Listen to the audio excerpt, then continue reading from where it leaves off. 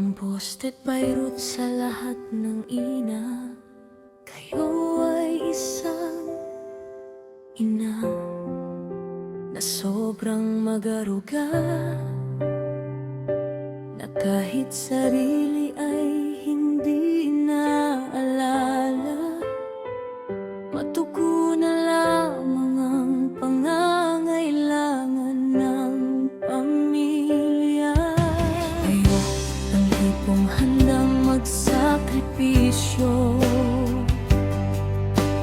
kahit gaano pa kami kaperwisyo. Hindi nyo iniinda ang hirap, makita lang kaming kaharap-kaharap na minsan ay di kayo ginagalang. Sumasagot pa sa magulang kapag kami ay nahihirapan. Mas doble ang inyong nararamdaman kapag kagustuhan namin ay hindi matugunan. Dala ng katapusan na di maiwasan. Di namin alam na kayo ay labis na nasasaktan. Kaya kaming mga anak ay dapat di magreklamo at matuto nawa kaming rumespeto. Salamat Ina sa inyong pagmamahal. Sana ay patuloy kayong lumaban. Kahit mahirap ay huwag niyong subuan. Salamat Ina sa inyong mga sakripisyo. Sana ang Diyos ay pagpalain kayo.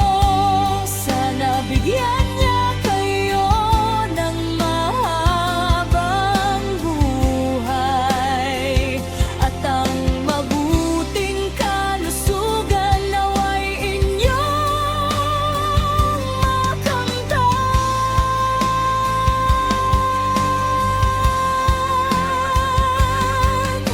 Bilang iyong anak, mahal kong ina, ako'y nagpapasalamat sa iyo ng lubusan.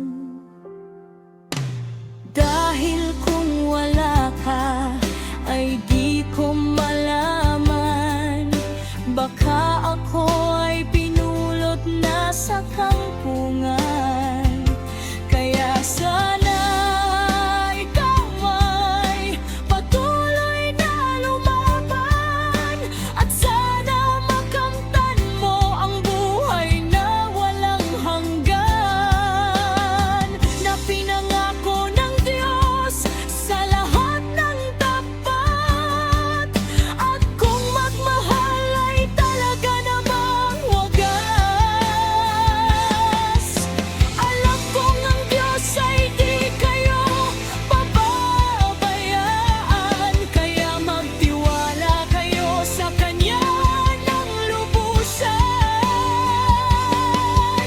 Siya ay tutugon sa lahat ng kakulangan. Kaya lahat ng problema na darating inyong idasalan.